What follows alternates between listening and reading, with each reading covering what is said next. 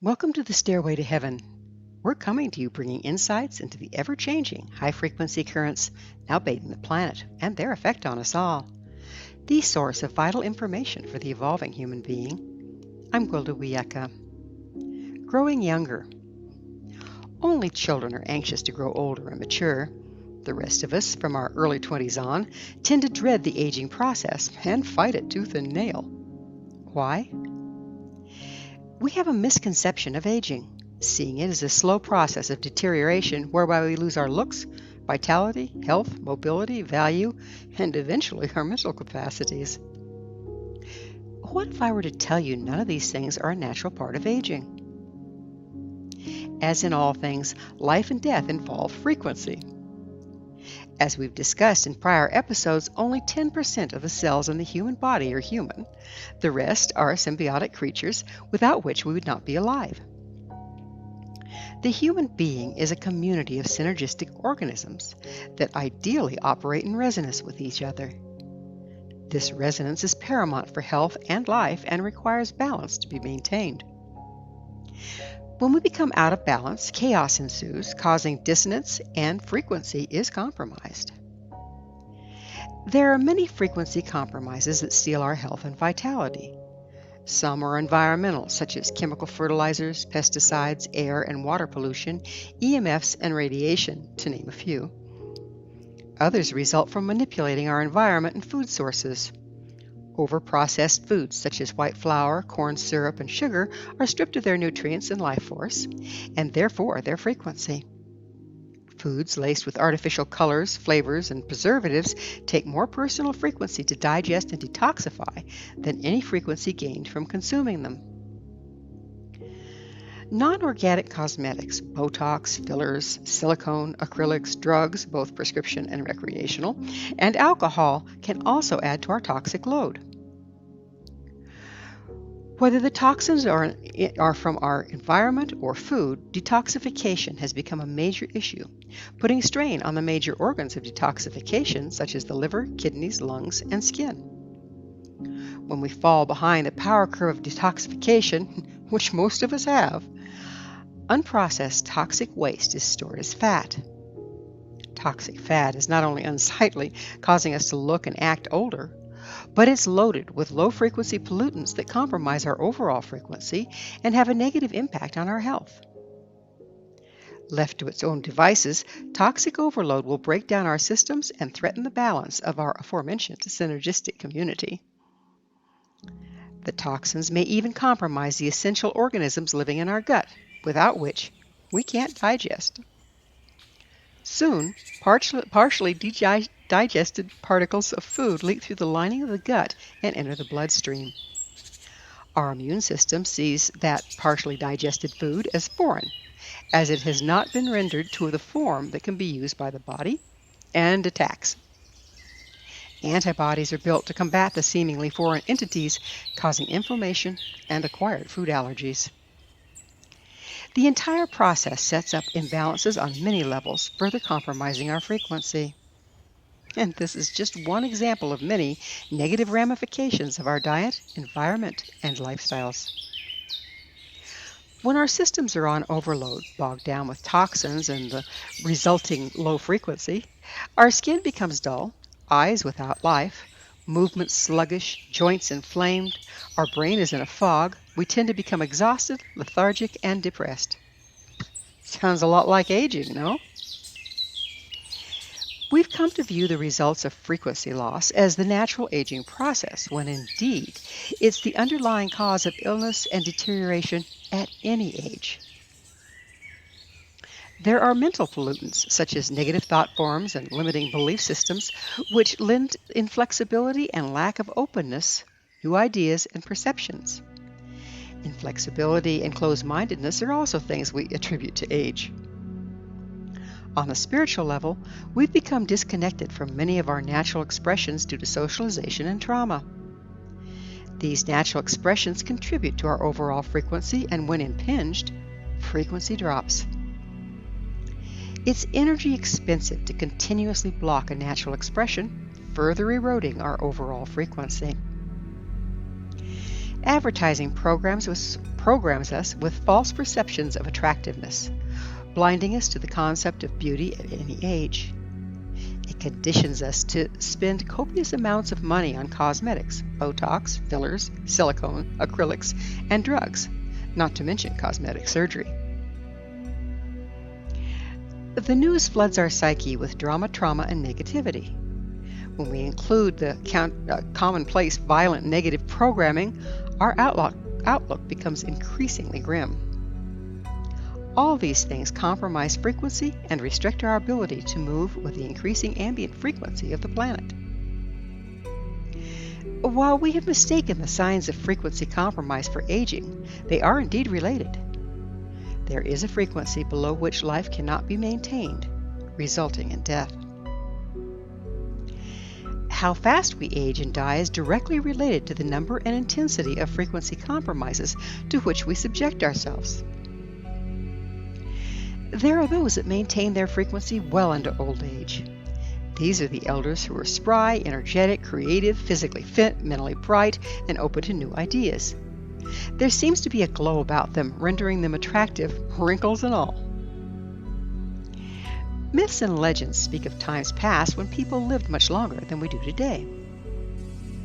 Methuselah's lifespan, as recorded in Genesis 5:27, was 969 years. He has survived in legend as the longest living human. Before the introduction of Caucasians and their diseases, many Native Americans were commonly reported to live well into their hundreds. This was during lower frequency times, so how was it managed? Well, I can't speak for Methuselah, but the Native Americans, and for that matter, all indigenous people, lived close to and in cooperation with the earth. They were not exposed to the long list of frequency compromises we've been discussing. Being constantly attuned to the earth and her seasons, they resonated with her ambient frequency. This resonance greatly reduced drag and supports frequency. From what I've shared so far, one might think that the higher frequency, the healthier the organism. Not true. For example, radiation is a high frequency we all know to avoid. There's a bandwidth of frequency in which we thrive, above and below which we do not. This optimum bandwidth moves with the ages as we are exposed to greater and lesser ambient frequency, depending on the area of the galaxy we are currently transitioning. Regardless whether we're in a high or a low frequency times, our health and well-being depends on our resonance with the environment and therefore the planet. Different sets of ambient frequency support different species. The more flexible and adaptable a species, the greater their chances of survival at any given time. Historically, humans have proven to be extremely adaptable.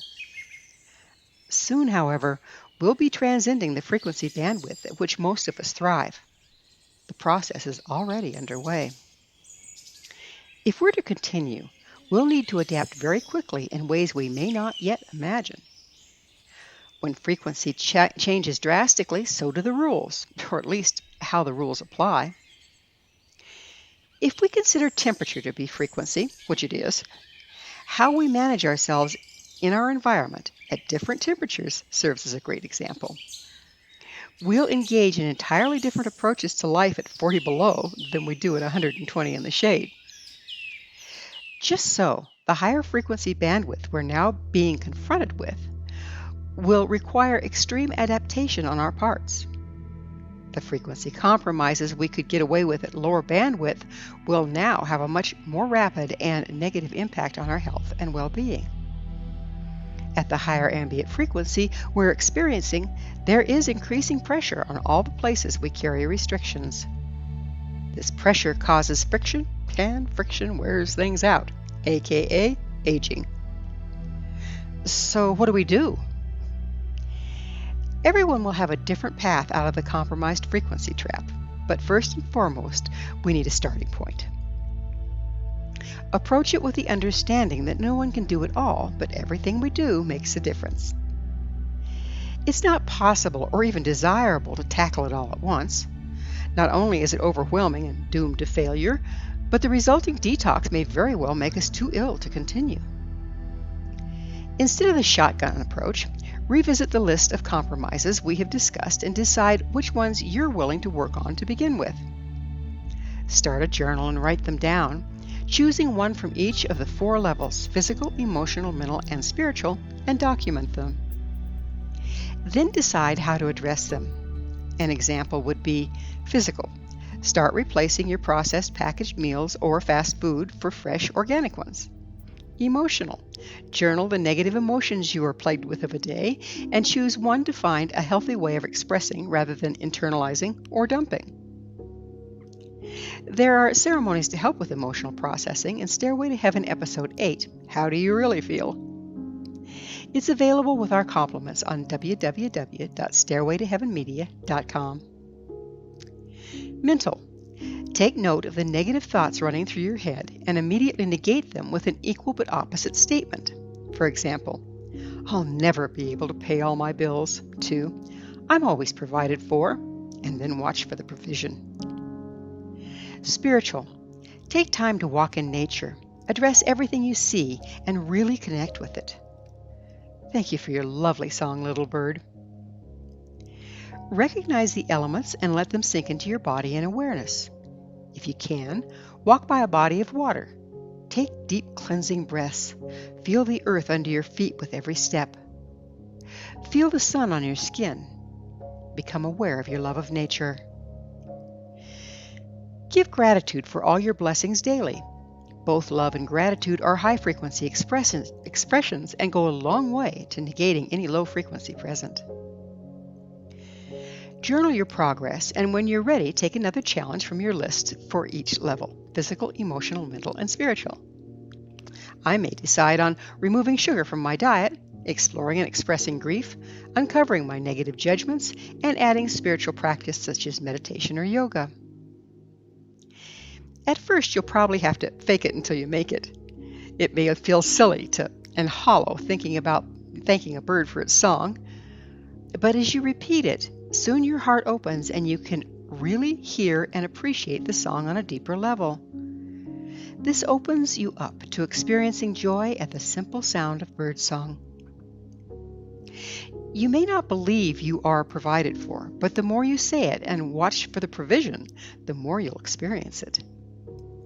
If you stick with the process and continue to add to it, you'll be amazed how soon you've built an entirely new lifestyle. You will also be blown away by how much younger and stronger you look and feel. Greeting every day with joy rather than dread will become your norm.